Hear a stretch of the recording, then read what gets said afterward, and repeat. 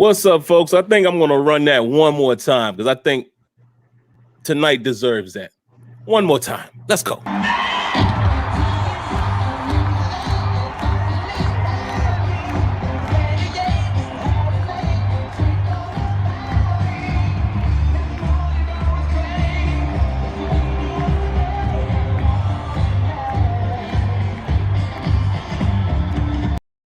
All right. Welcome, folks. Had to play that twice. I just felt like, why not throw a terrible towel real quick? How you doing?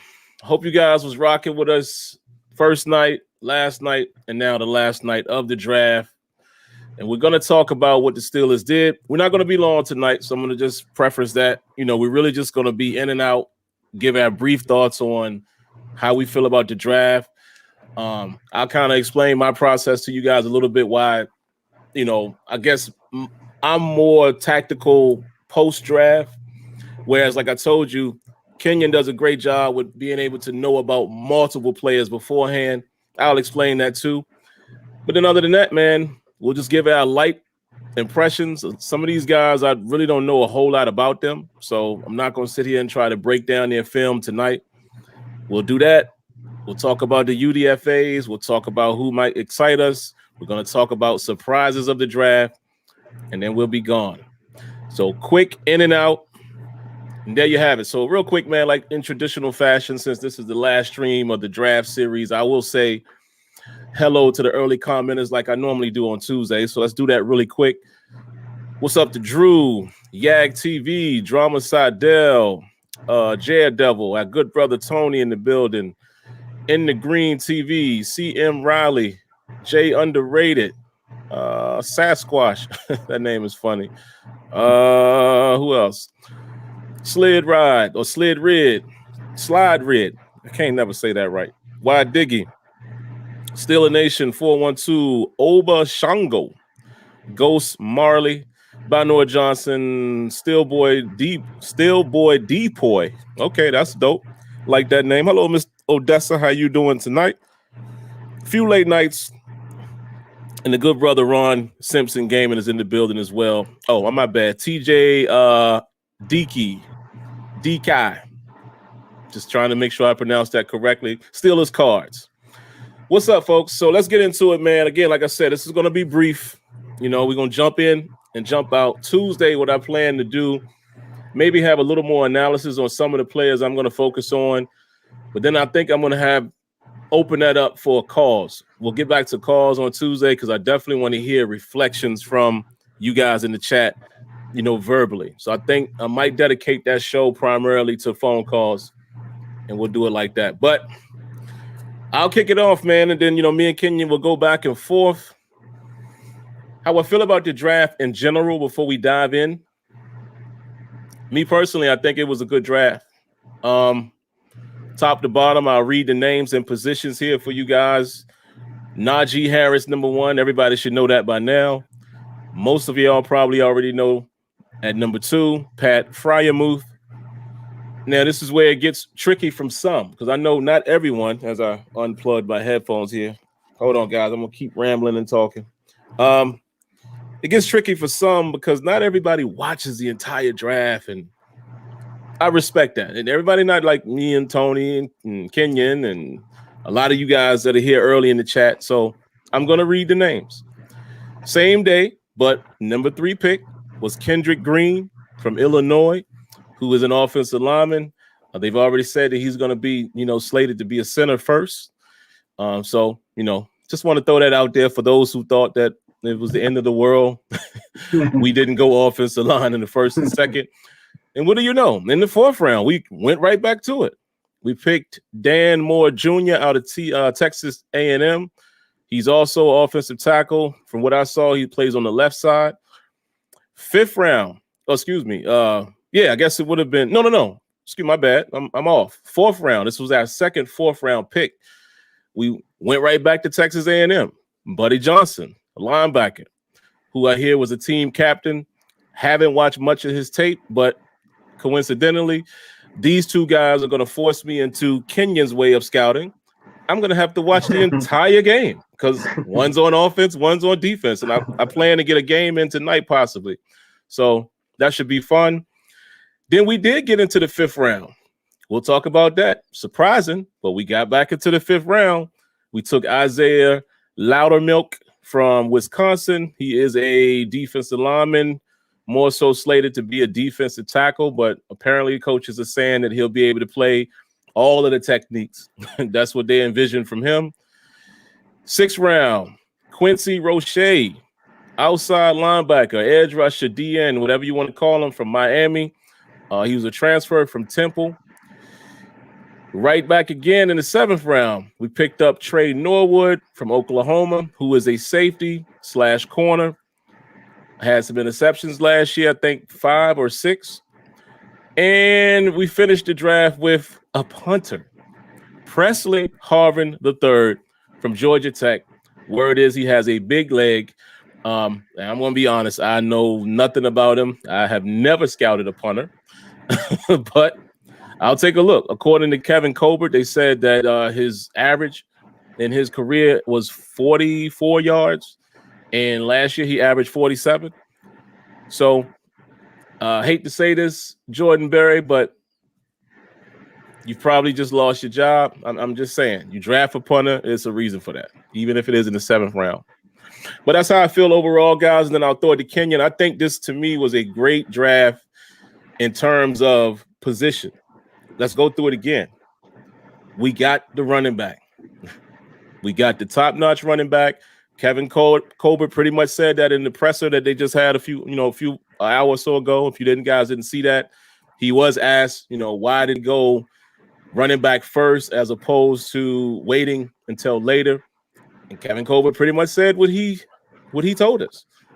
Look, we knew there was depth in certain positions, but sometimes if we have a couple players on the board and there's not as much depth in one area, we're going to take that guy. So clearly that was the plan. Steelers decided to get their running back early. They decided to get their tight end early, and then they went offensive line. So we did that. We addressed the inside linebacker position. We addressed defensive line, which I don't know if it was an immediate need, but why not? Why not? Tyson Olulu, we was all happy to get him back, but, we all know that he's at the end of his rope as far as, you're going to need to get a guy behind him. So there you have it. They addressed edge. They addressed safety and corner possibly, because we'll talk about UDFAs. And then they addressed the punter. So, again, my overall opinion looking at this draft class, it's TBD as far as how I feel about each one of these guys. Like, I'll say after, I'll say 4th round and beyond, because, I'm going to openly admit I don't know everyone's pedigree here. I'm going to have to really watch some film. But, man, come on. We come away with those 3 guys. Oh, let me say this. Kendrick Green. If any of you guys can find me whole games for Illinois, I can't seem to find them. But from what I have seen, this dude has that nasty streak. Even if you guys are only able to see like the mock-up that I found, or if you're only able to see that there's this, forget the channel name, so my bad. If you see this, all credits to you. But there's a YouTube video out there where they're breaking down his style of play. This dude is a finisher. He's nasty. He got that I want to maul you, I'm going to finish you through the whistle type of mentality. In the mock-up that I watched, the dude gets to the 2nd level and then he's running downfield looking for somebody to block. He is a play through the whistle type of guy. I love it. So I feel like the first 3 picks, we hit. We'll see what happens beyond that, but I like the draft. I mean, I know some of you guys may not agree with every pick, but you're never going to do that. And I trust in the organization, man. And position-wise, it looks like we did well. So those are my quick thoughts. What you got, Kenya, man? Overall thoughts. And then after that, I guess we can roll into some surprises of the draft that we didn't see coming. Great draft. They addressed all their needs. They had 8 picks. Ended up getting 9 picks for this draft. Traded into the 5th to get Loudermilk. We don't really know about him. I don't really know about him. And I'm going to have to really watch him. I saw Wisconsin play a couple of times, but to be honest with everyone, I didn't focus on him. I was probably focusing on somebody else. I usually pick people up, but um, I didn't really get to watch him. I watched him a little bit. As far as the other picks go, and we talked about Najee, we talked about Freiermuth, Kendrick Green. I saw Illinois play twice this year, so like live. So I know who he is, and I saw him doing things in the game, and just gotta try to see a little bit more of him. I do remember him getting a lot of pancake blocks. He is nasty. He's Kevin Dotson type nasty, and we kind of need that. After that, we picked the other offensive lineman up from Texas A&M. Adrian Clem says he's nasty. May not start day one, but Adrian Clem likes him, and right now I'm liking what Adrian Clem is doing because he's developing these guys. So absolutely. for me personally, I like that tackle. After that, we pick up his teammate, the inside linebacker, Buddy. Don't know what he's going to really bring. Could be a special teamer, primarily a special teamer. But it does make you understand why they got Vince Williams back. Why they got we still got UG3. It's going to be a nice little inside linebacker battle during training camp this year. Looking forward to that. Not really expecting Buddy to start. Not really expecting anything from him. So, but we went from Bud to Buddy. We went from Bud to Buddy. You know what I'm saying? So we'll see what happens with him. After that, getting Roche was good. He was a good player at Temple. He flashed a lot at Miami the times he was on the field, and it actually benefited him by his teammate opting out, allowed him to play this year, and which is very interesting. You know what I mean? So that would be an interesting thing. And then after that, the punter, we've been hearing about this punter for a minute though, and our special teams coach specifically went down to that pro day to work him out, and so he was adamant about getting him, and he was adamant about upgrading our punting situation. So as Sim says,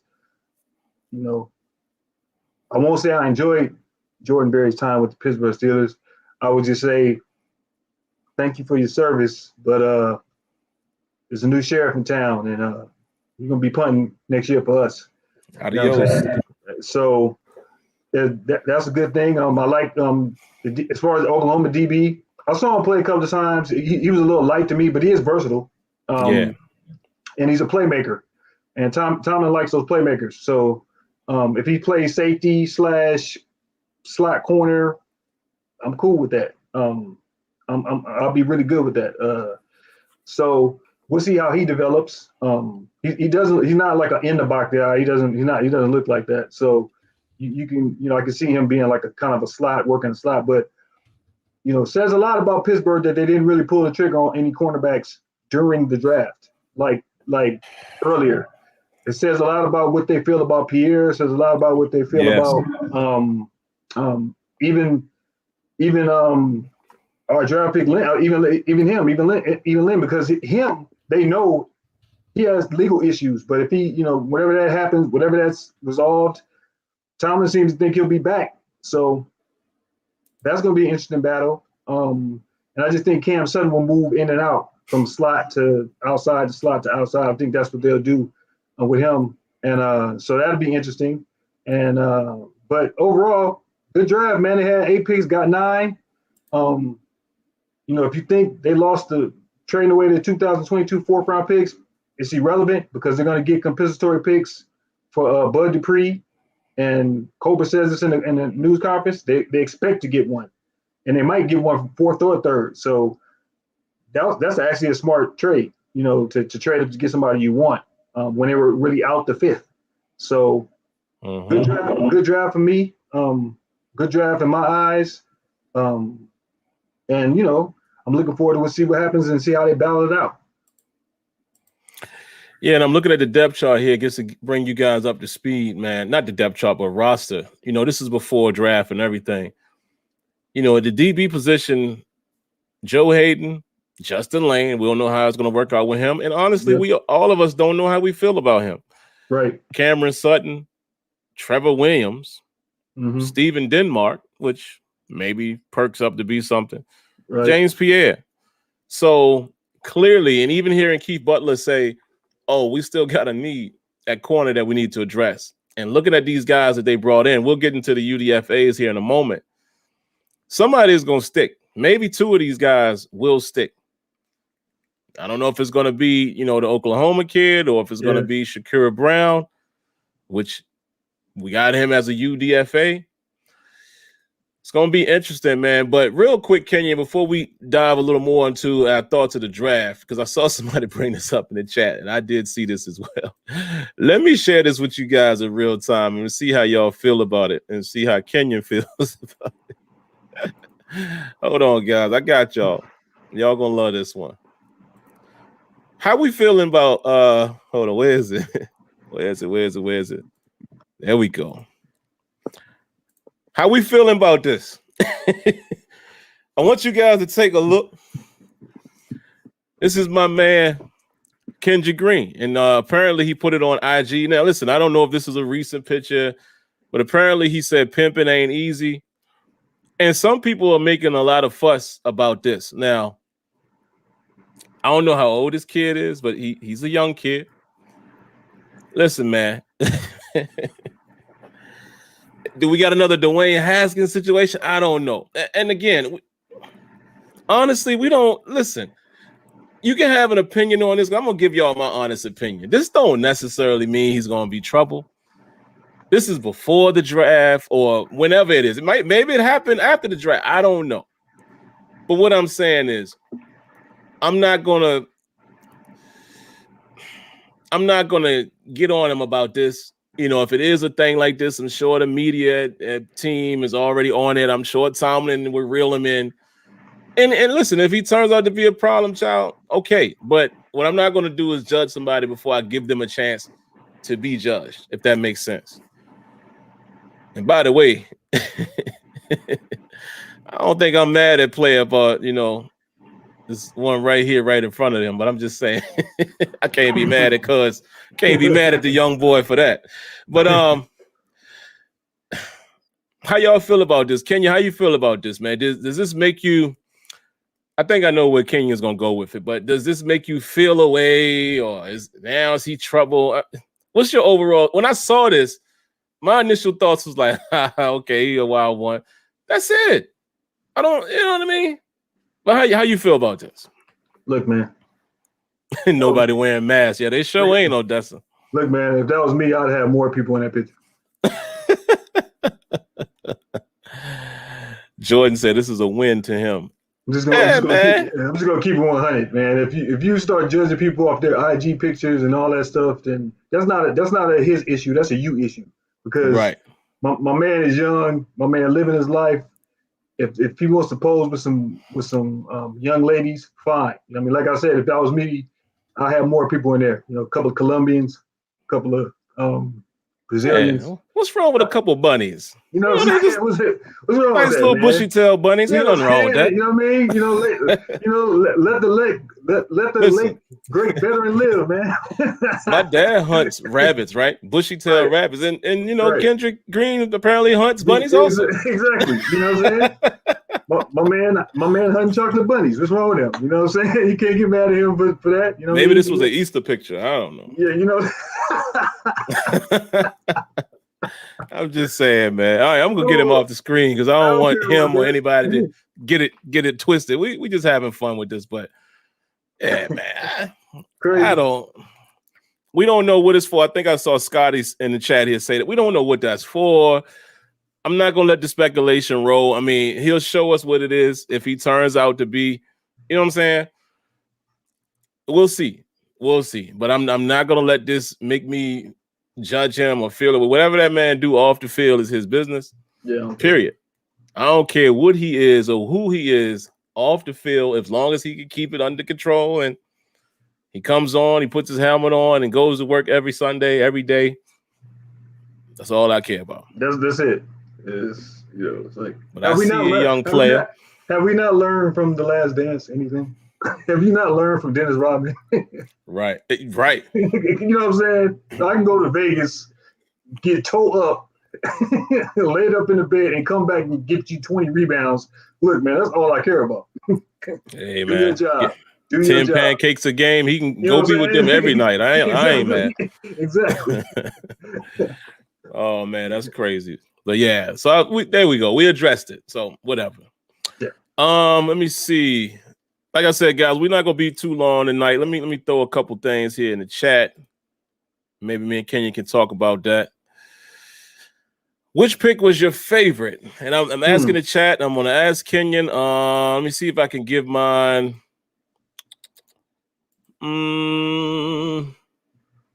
me think on this for a second.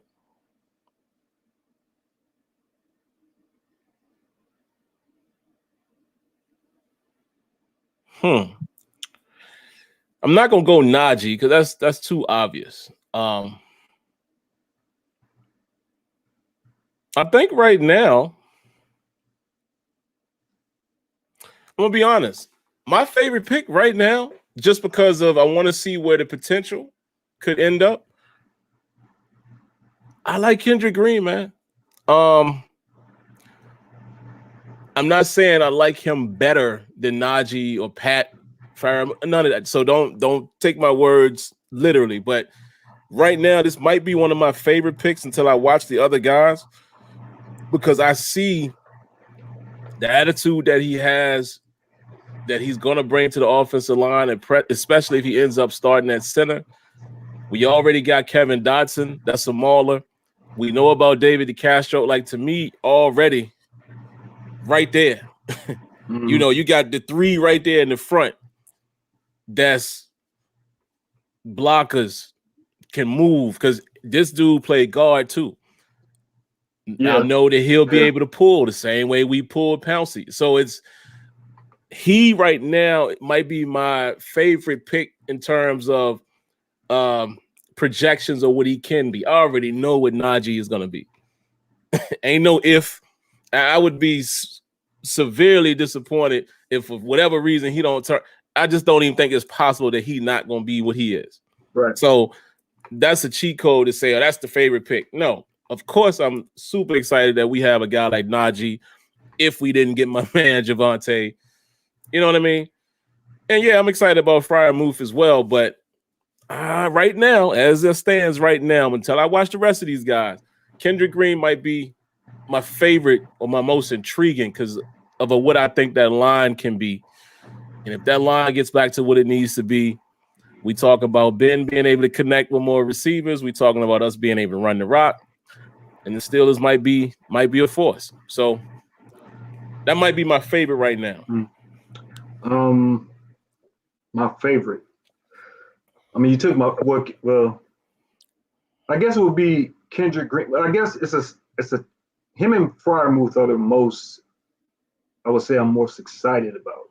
Yeah. Because Freiermuth, to me, when I initially scouted him, he was my number 2 guy just because of his completeness. And he was the most complete tight end of, I would say, the top 4 tight ends that I would have ranked. Because Kyle Pitts is not really a blocker, but his offensive skill set is so overwhelming that it's almost like he's irrelevant.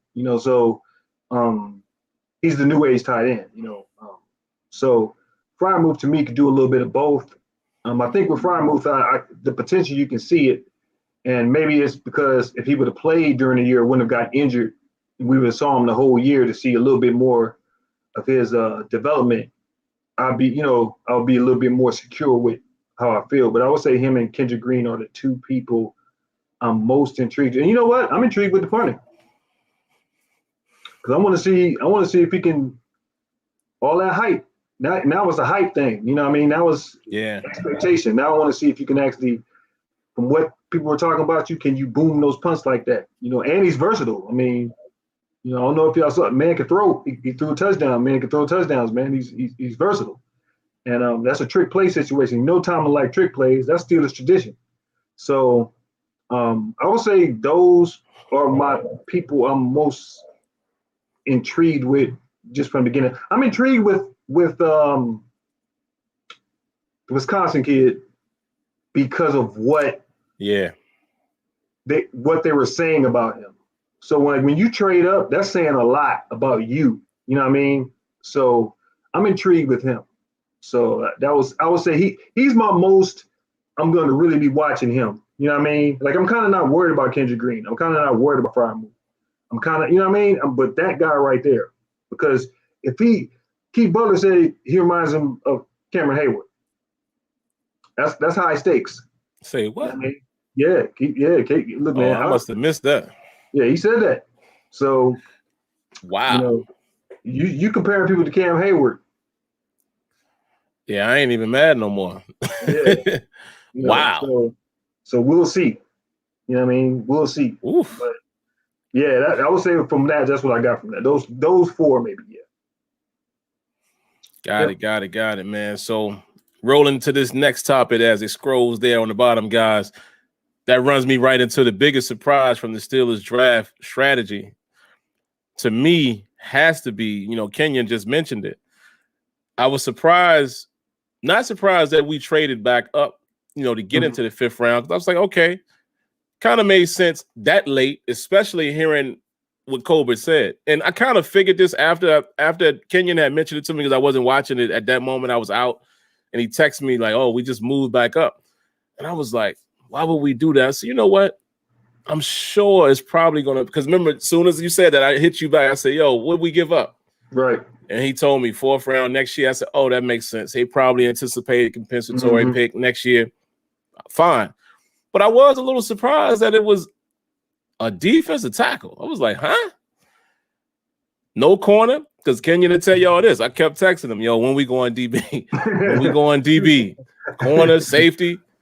And guys, I didn't even realize this because I wasn't watching it. Shaun Wade was sitting there. Now, some people hate or love him, but I'm like, in the 5th, I might pull the trigger on that in the 5th round. Yeah. And we let Baltimore get him, of course.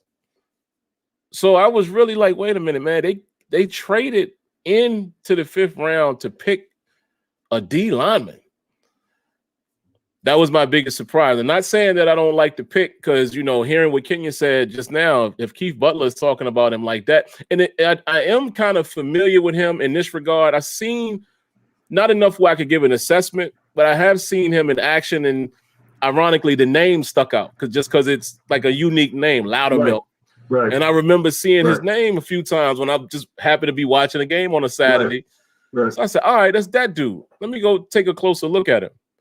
But I was shocked. I was really shocked by that. I thought, immediately thought, okay, we're trading in. We're about to grab a DB. Somebody is sitting there. And when I found out that Shaun Wade was on the board, I was like, whoa, wow. And somebody we ended up getting as a UDFA. I know a lot of you guys were big on Shakur Brown. I'm thinking maybe it's going to be him. But that worked out. But yeah, man, that was my biggest surprise. Yeah, and to piggyback on what you're saying, and for me, as Sim was texting, because Sim kept texting about what about Shaun Wade? Shaun Wade here, Shakur Brown, and then me and Sim were like, and we're like, what about your boy? We were talking, what about Talanoa? And then we were watching it, and then it happened, and we were like, oh, he went to the 49ers, and we were like, yo, and then so we knew at that moment, and you can't say they didn't have a chance to draft him because he was there it was the 5th round. So they had a chance to get him. So this trade up to me must have been, they really locked in on Loudermilk and really wanted him. And on their board, that just shows you where he was at in the room on their board. So, they could have got a safety. They could have got a cornerback. The Ravens get Shaun Wade. But to me, I guess the question I would get is, what does that say about, like, when you pass on cornerbacks, when you pass on safeties? And another thing, this is the first time in about 10 years they didn't draft a wide receiver. Sure didn't. First time. So, you can look at it. We can look at this draft and really break it down. It's really for them. It was a need draft. They just feel their needs, or a whole draft, that they had with the team as far as position them. position filling and tackle, guard, center, tight end, running back. You have to give Kevin Colbert a little credit. They executed this draft very well. You know what I mean? For where they picked, what they needed to get. And they really committed to being nasty. And if Kendrick Green is nasty and you pair him up with Dotson, then you have, to me, that helps DeCastro. That means DeCastro, it might be like a little bit of, you know what I mean? A little youth and a little punch to DeCastro. And, Zach Banner, one thing about Zach Banner is he's a big guy. He can block. He has a little nasty to him. He has more nasty than Chooks had, has. And, I kind of like that. You know what I mean? I don't get caught up in the hype of certain players, but to me personally, I'm excited to see what Matt Canada does with this, revamped offensive line. You have youth, you have a little experience with DeCastro, and, I like it. As far as defensive line, if this kid, Loudermilk, can come in and take snaps from certain people, from Wormley, or work his way in and get into certain situations, because if you watch him, he does look like he's a little beast, and he's 6'6". You can't teach 6'6". So you can't teach that. I would say that would be the one. That was a great. You have to kind of give Kevin Colbert some credit.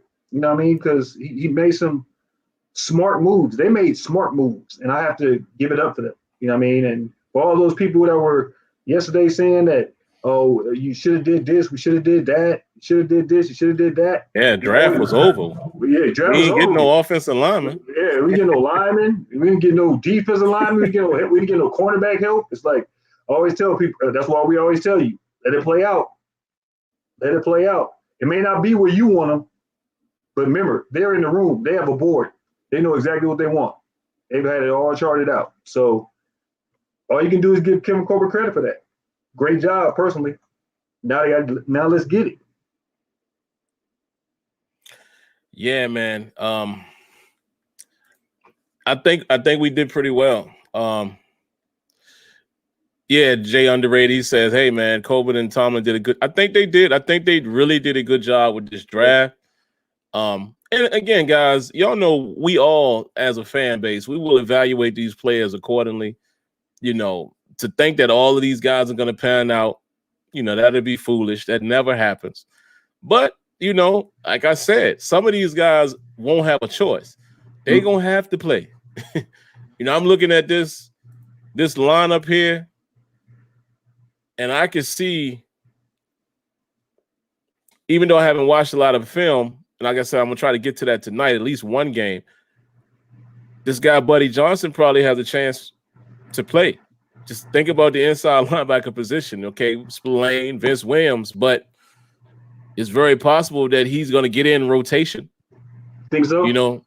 Maybe. It just depends. It just depends. It just depends on the comfort level we have with Spillane and Vince. And we know usually the Steelers, the pecking order, we know how that usually goes. So maybe not, but you never know. I mean, is it impossible to think that he could potentially take snaps away from Vince? Maybe. I don't know. He's going to be a special teamer more than likely. Well, I'll play devil's advocate with you. Yeah. He's not great in coverage. So if he's not great in coverage, whose snaps is he taking away from? Because Robert Spillane right now on as far as our linebacker core goes is the best fit for Reggie Bush. I mean for Devin Bush. I keep saying Reggie. Yeah. For Devin Bush. He's the best fit as far as what he does, his skill set, which complements Bush in this draft. So Buddy will essentially have to work his way in. Now, if he makes the team, really you have to really look at it like this. The battle is between him and UG3, yeah, and Marcus Allen. That's the battle, because them bringing Vince back, means they may run the same defense they ran last year, where maybe Spillane gets more snaps. If Spillane improves as far as shedding blocks, then maybe. But Spillane does the one thing that those other linebackers have not shown the ability to do on a consistent basis, which is cover people. Mm-hmm. And Buddy is not a coverage guy, because if he was a coverage guy, he would have went higher. You know what I mean? He would have been coveted higher. So I mean, you know what I mean? You answer your own. I mean, a player similar to Vince Williams, okay, but you need that's not the opposite of what Bush is. So you need that type of guy. So yeah, man, and Moore Jr. Sure, he'll perhaps make the team as a backup, but maybe not play so much. Isaiah Loudermilk will play. He's probably going to be in the rotation somewhere. I think Quincy Roche has an opportunity. We have no depth really at outside linebacker. So a lot of these dudes, man, the only guys that, not only, but most of the guys that are going to be in a competition situation more than not, like Kenyon said, Buddy Johnson, clearly, Trey Norwood as well, because there's, then you got to start talking about, and we can get to that, the UDFAs, but most of these dudes are going to play. This punter has a chance that he's probably going to make the team. I don't think you draft a punter to challenge Jordan Berry. I don't believe that. We had already cut him. Cole Quick won the job. Cole Quick didn't turn out. We bring him back, and now you draft a guy. All he has to do is punt decent, and it's his job. So we might very well see a situation where, let me see,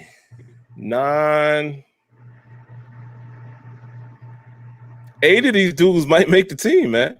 Yeah. I say modestly 7. And a couple of them, and the other 2 could end up on the practice squad. A Buddy Johnson could end up on the practice squad, or Trey Norwood. So this is going to be interesting, man. But I think you guys know how we feel about their strategy. I think they did a good job. So just to move this right along, man, we'll go to the next topic here, which is, which UDFA excites you the most? And I'll honestly say my list or my, the persons that I'm excited about the most is a little skewed because I don't know about most of these guys. There's really only 2 that I'm familiar with, which is Shakira Brown. I still have to watch some more film on him. And I know a little bit about Rico Busi. Other than that, I'm sure I've seen a guy like Donovan Steiner because I watched quite a bit of Florida. I just can't, remember exactly who he was now. I don't know much about Lamont Wade. Oh, let me read the names to you guys. So this is as of now, and shout outs to Steelers Depot who keeps track of this stuff. As of now, officially, they've signed 8. It is Shakira Brown, cornerback out of Michigan State, Calvin Bundage, linebacker out of Oklahoma State, Rico Busi or Busse, wide receiver from Hawaii, another cornerback, Mark Gilbert from Duke, Isaiah McCoy, wide receiver from Kent State, Donovan Steiner, safety from Florida, Lamont Wade, safety from Penn State, and Jamar Watson, linebacker out of Kentucky. So I have some homework to do here with these guys. But yeah, I would have to say I'm gonna go with the obvious answer. Shakira Brown is probably the one that excites me the most. I think this is going to be the guy that's going to challenge Norwood. I think you got maybe 2-3 guys that's going to be fighting for that nickel spot. Yep. Even a couple guys that might already be on the squad, because let's just say Pierre keeps continuing to shine on the outside. Then y'all already know who the nickel corner is going to be. Why we even acting like we don't know it would be Cam Sutton. But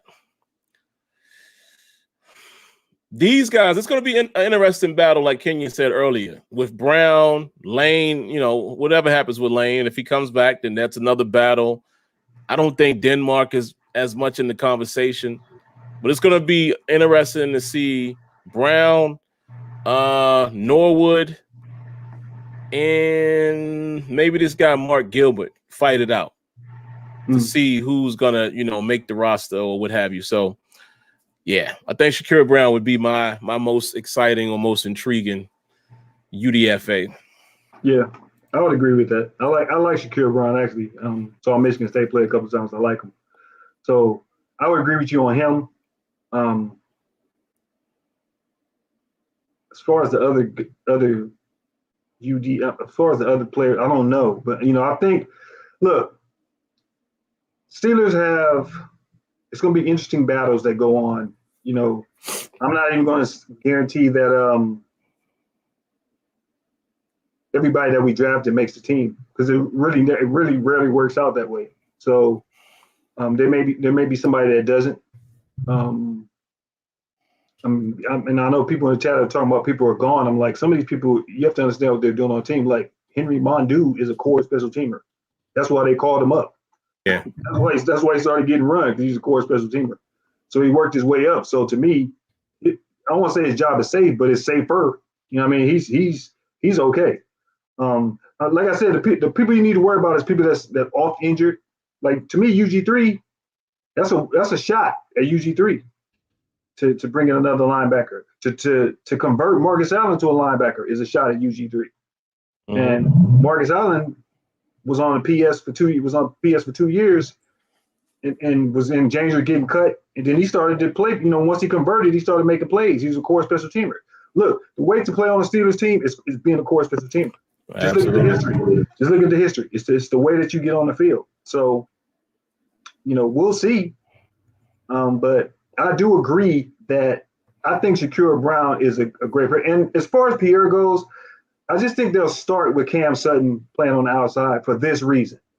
You don't re-sign somebody like that and then say, he's versatile and he can do both. But I just think they're going to let him start because he proved he could play it. And now if Pierre keeps improving, that's a different discussion. You can get Pierre on the field and then move Cam Sutton to the nickel in certain situations. That's great. As far as Steven Denmark is a guy that me and Sim watched 2 years ago, loved his stuff. I mean, he's a freak athlete.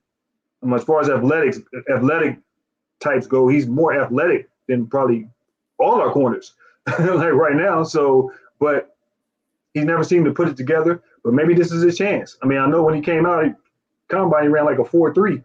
Yeah, he did run a 4.3. Yeah. So,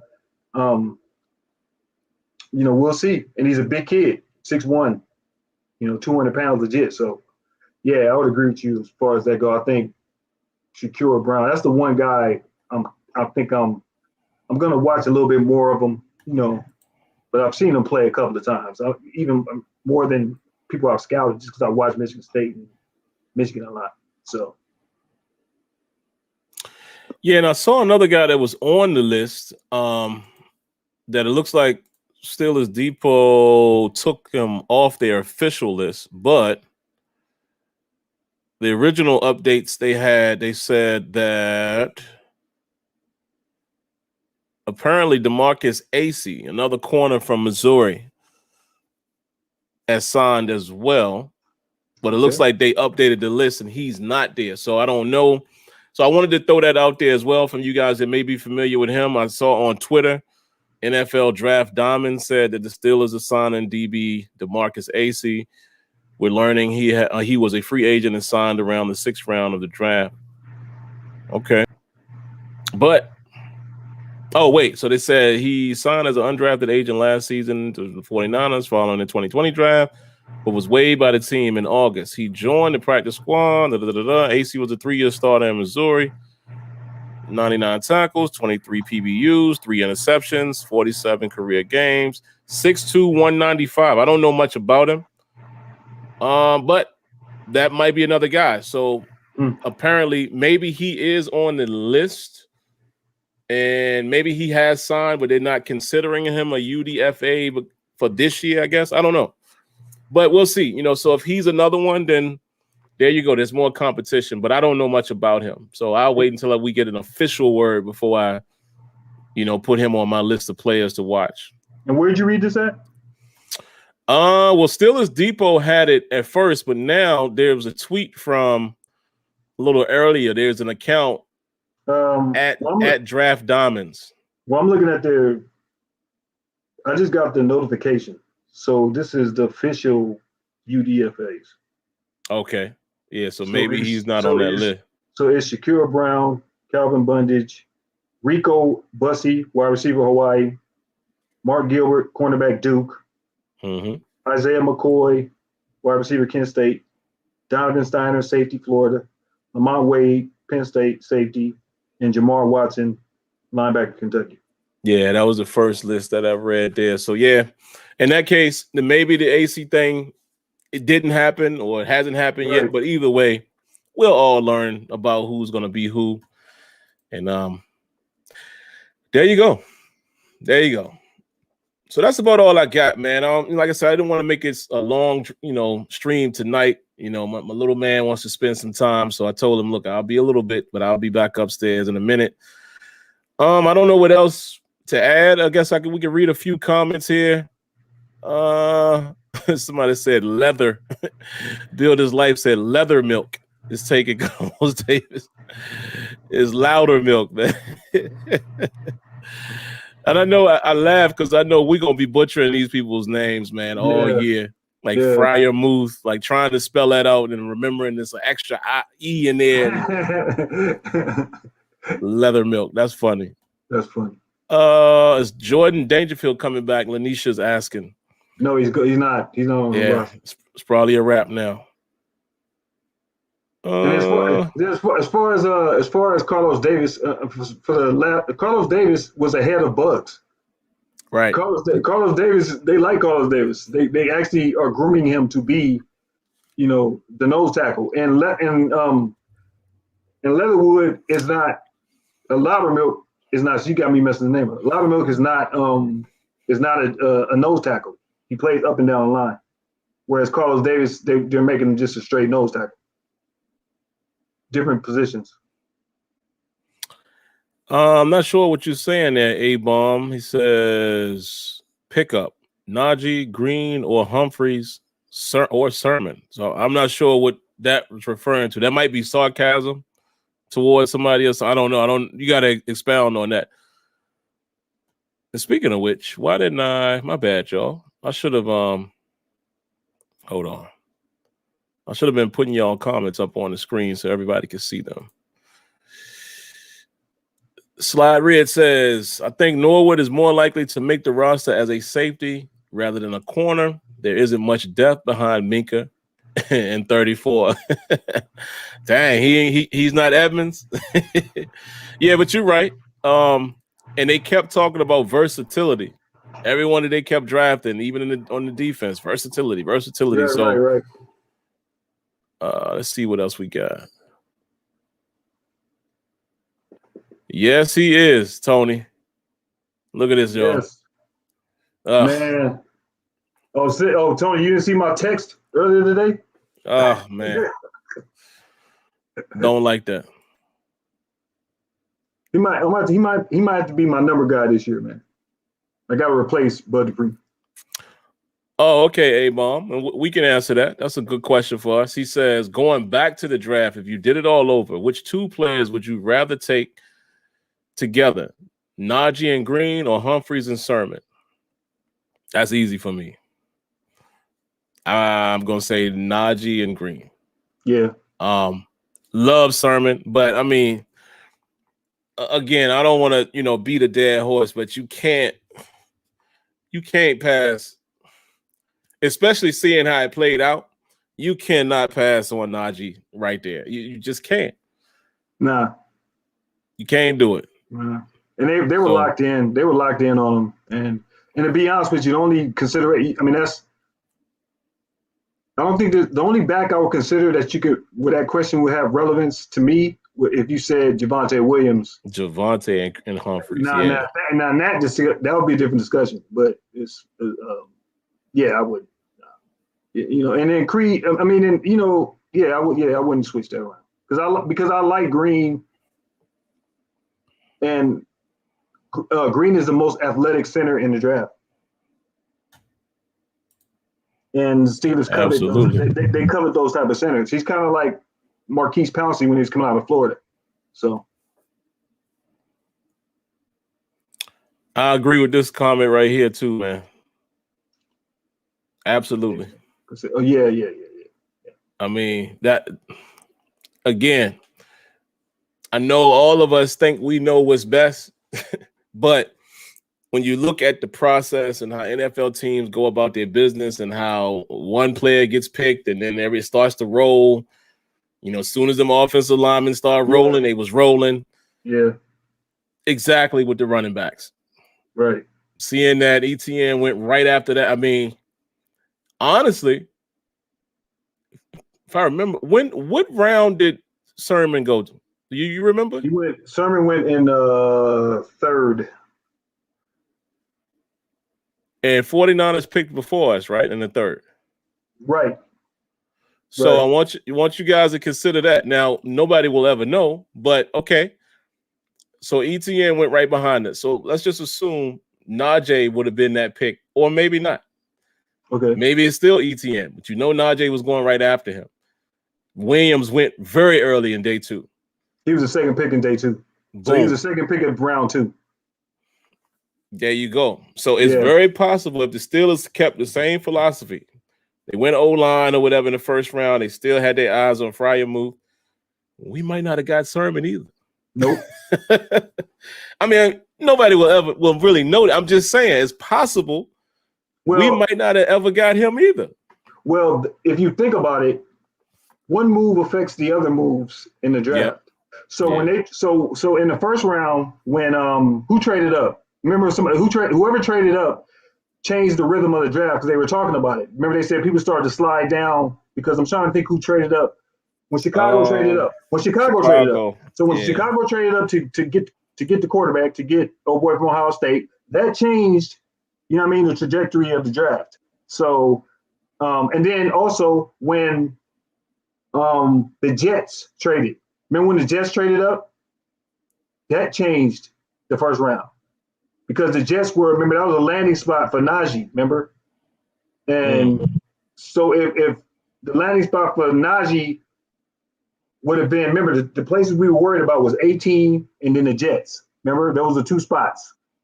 Once the Jets traded up and they didn't take them, they didn't take a running back, and then Miami didn't, that was it. So who knows at that moment? And then also they said Zaven Collins went higher than they thought he was going to go. Right. So the Cardinals picked him at 16. So yeah, this is interesting. With Slide Rid said Kendrick Green went 87, Sermon went 88, which might have still worked out. But here's the funny thing: is it possible that if the Steelers still hadn't drafted a running back, then somebody moves past us to get him? Right. Yeah, it's because I think you're saying Kendrick Green. If we pick offensive lineman in the first round, say for instance we get whoever, Devin Jenkins, whoever you want to throw in there, Creed Humphrey, whoever you want to throw in there. That means at 88 you have to take the running back. Yep. There you go. Oh, yeah, I forgot about this guy. Killebrew was a good free agent signing, but I think he was for special teams, replace Jordan Dangerfield and Derek Watt. Yeah. And we'll see, I forgot he was on the roster. So it's going to be very interesting, man, competition-wise, and a lot of those spots, the backup spots, the guys who are going to have to be special teamers. So if I was one of these later round draft picks, especially a DB or a linebacker or a UDFA, I would be excited, and I'm coming with my boots strapped. Yeah. They got a real opportunity, man. They really do.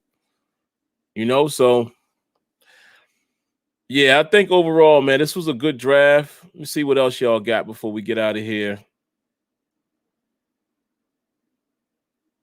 They said Norwood played a lot of safety in the Senior Bowl. Okay.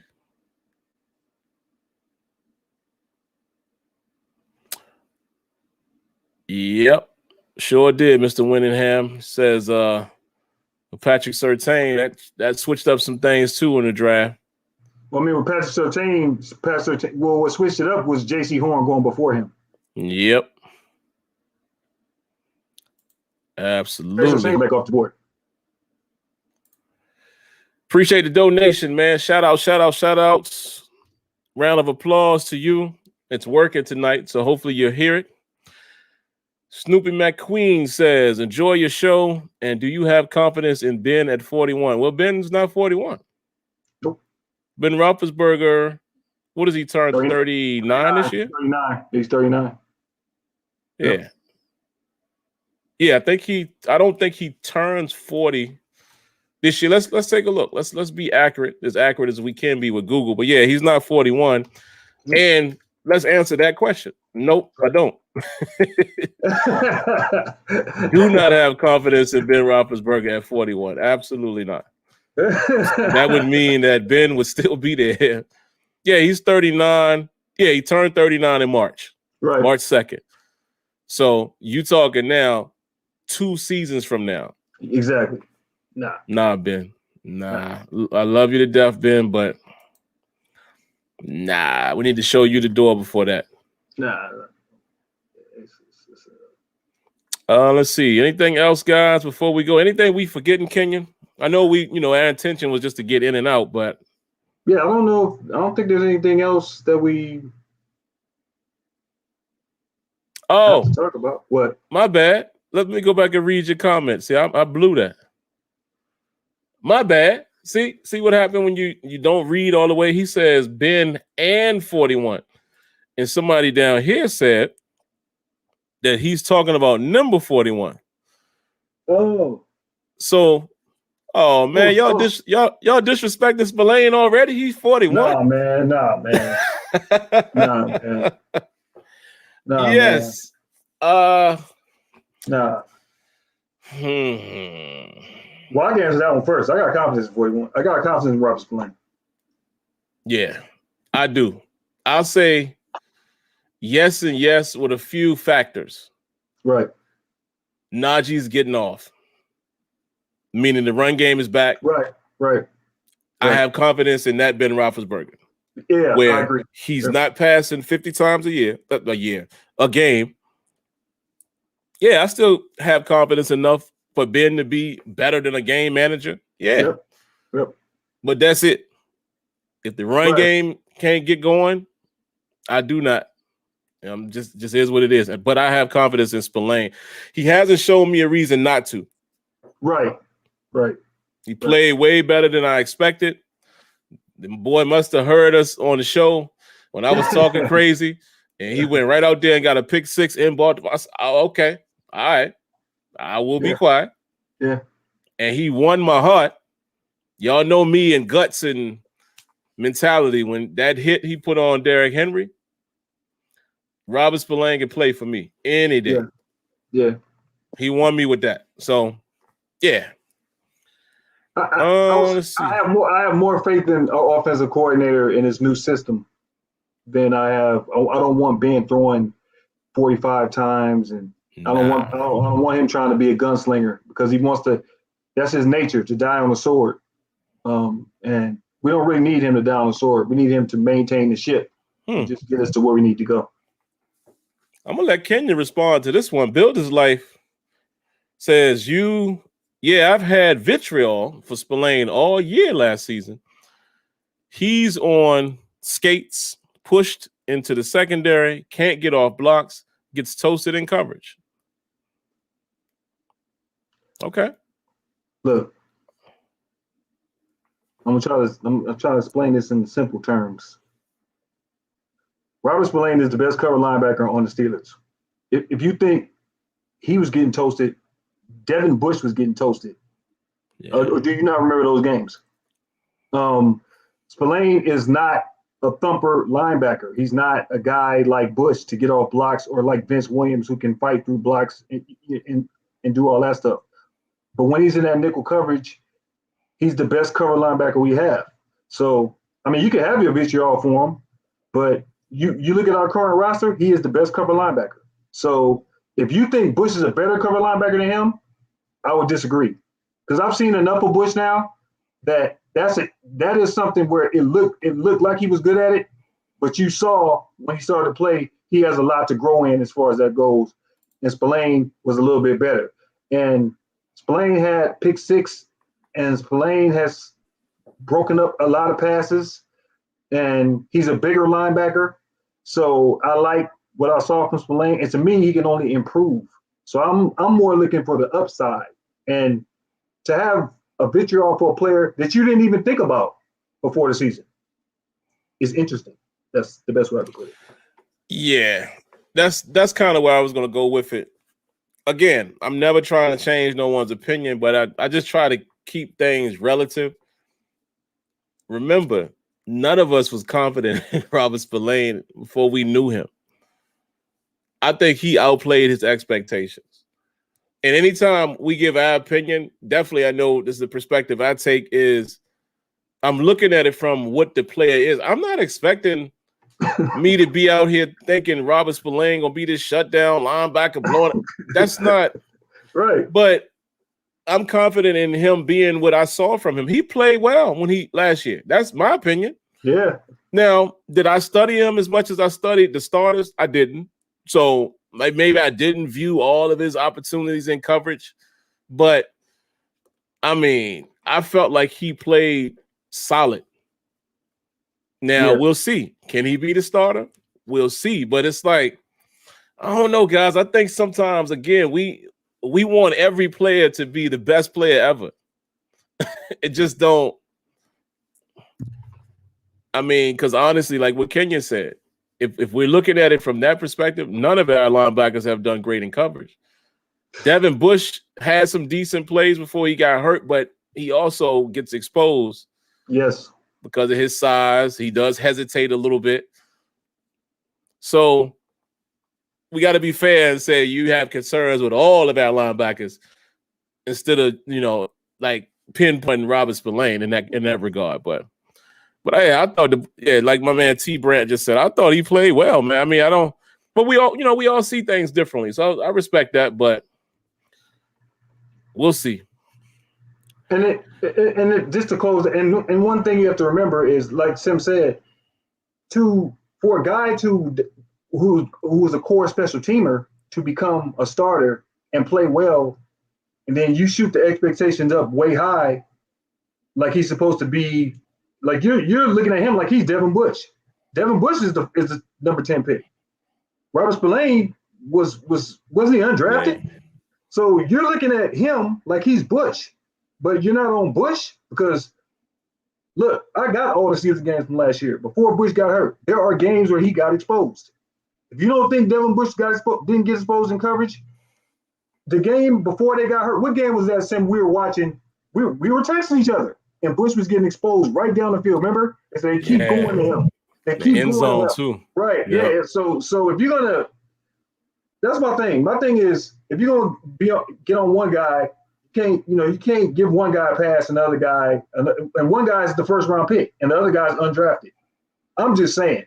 I mean, you gotta keep the same energy because I won't. At that moment, I can't have a conversation with you because you're telling me you're on one guy who you're not expecting, we don't know about, but the guy that you expect, when he messes up, it's almost like, I don't remember that. It was Noah Fant. Yeah, y'all right. Yeah, Noah Fant. Yeah, getting roasted. Getting destroyed. But we shall see, man. Last one I'll mention here tonight. He says, are you confident with offense and pass plays will be better this year compared to last? I'm going to steal Kenyon's answer and say, I think I'm more confident in the scheme. It's hard for me to say, am I confident about it without seeing anything on display? Preseason still won't tell us a lot, but I think it will at least give us a little glimpse as far as at least some of the things that we're trying to do, but then also, especially in the tune-up game, we'll be able to see who's starting where, how the line protection and things of that all goes into, factors in how Najee is looking.